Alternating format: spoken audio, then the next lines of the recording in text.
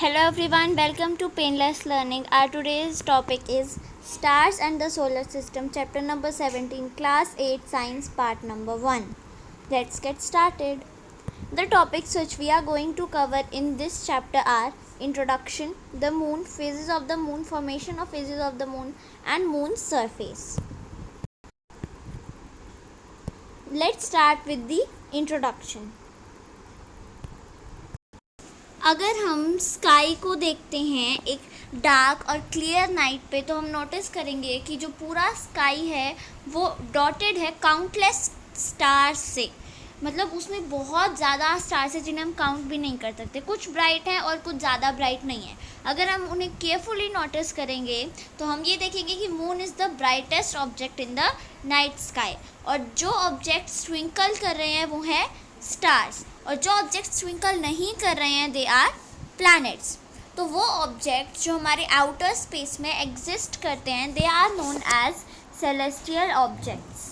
They are known as celestial objects like the stars, planets, natural satellites, asteroids, comets and meteoroids.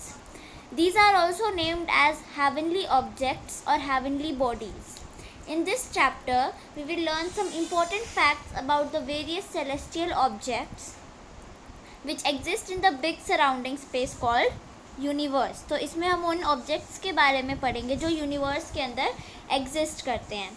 तो आप इस picture में देख सकते हैं देयर आर मीटेरॉइड्स, कॉमेट्स, ये सारे प्लैनेट्स हैं, सोलर सिस्टम, स्टार्स, और ये एक एस्टेरॉयड है।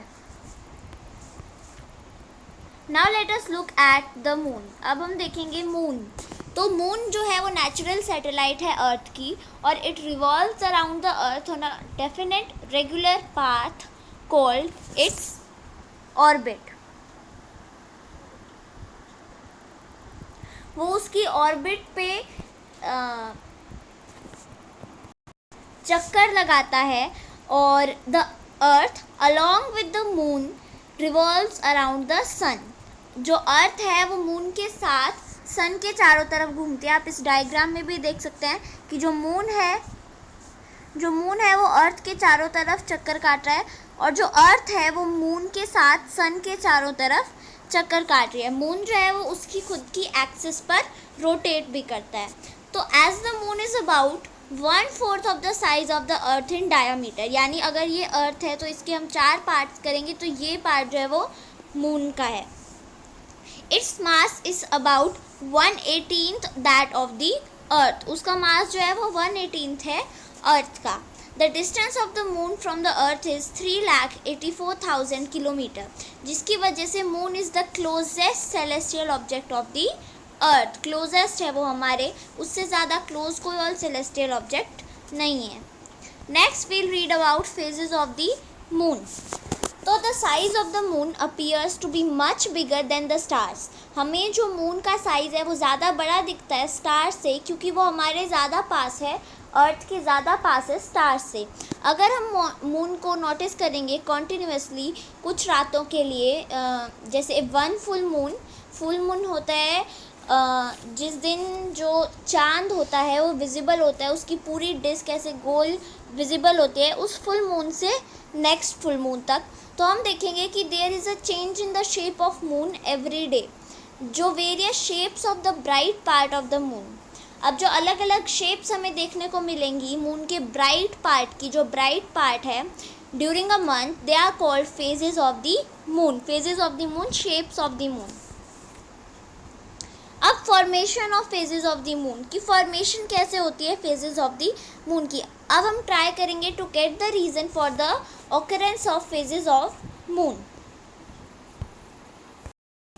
तो जैसा कि आपको पता है कि जो मून है उसकी खुद की कोई लाइट नहीं होती, तो वो शाइन करता है और हमें विजिबल होता है क्योंकि वो सनलाइट को रिफ्लेक्ट करता है। उसके ऊपर जो सनलाइट फॉल होती है वो उसको रिफ्लेक्ट करता है टुवर्ड्स दी अर्थ। लेकिन जो मून है वो अर्थ के चारों तरफ रिवॉल्व करता है, और अर्थ सन के चारों तरफ रिवॉल्व करती है। तो हम पूरा सनलिट सरफेस मून का नहीं देख पाते अर्थ से हर time. That's why we only able to see the part of the sunlit surface of moon which is towards us. So depending upon the relative positions of the sun, moon and the earth, हम अलग अलग positions portions देखते हैं sunlit surface of the moon के। जो moon है वो अर्थ के अराउंड रिवॉल्व करता है for once in every month and moves around the sun along with the earth. तो different amounts of its sunlit surface are turn towards the earth which leads to a change in the appearance of moon and formation of phases of the moon.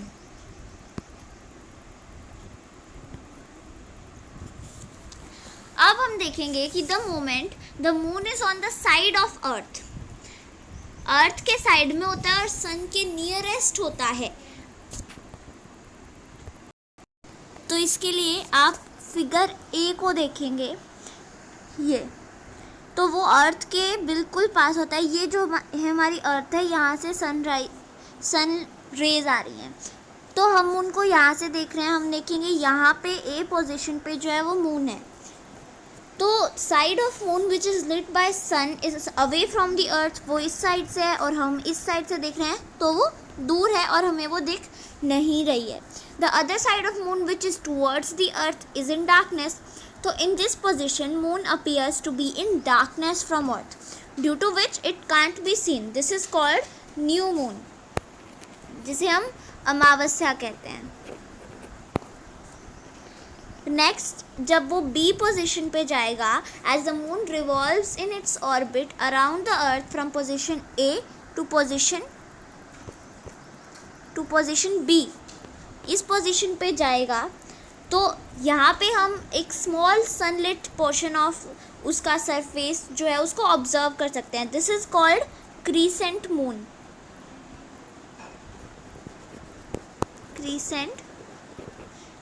This is called crescent moon.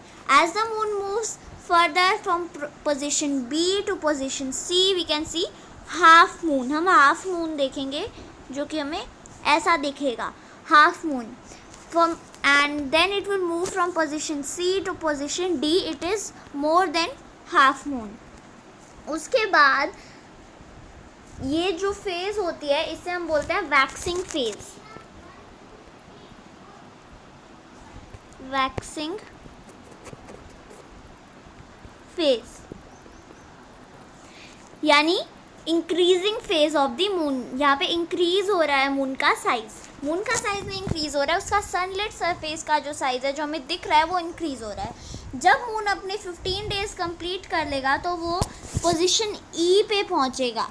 Position E पे पहुंचेगा which is on the side of earth farthest from the सन।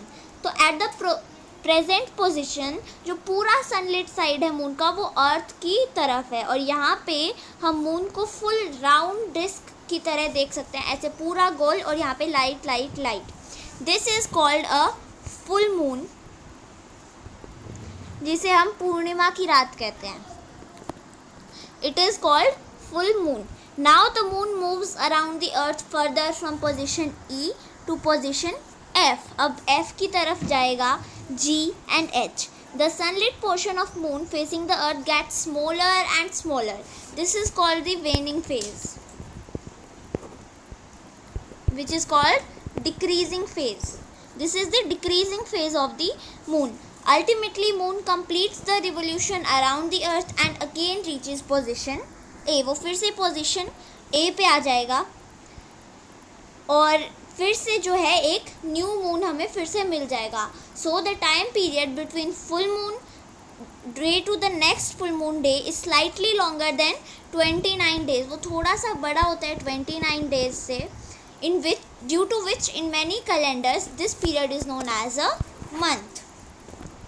अब हम पढ़ेंगे moon के surface के बारे में। Moon का सरफेस कैसा होता है, तो आपको पता है कि मून जो है वो एक ह्यूज बॉल है रॉक की, जिसकी वजह से उसका सरफेस जो है वो हार्ड और लूज डर्ट से कवर्ड है।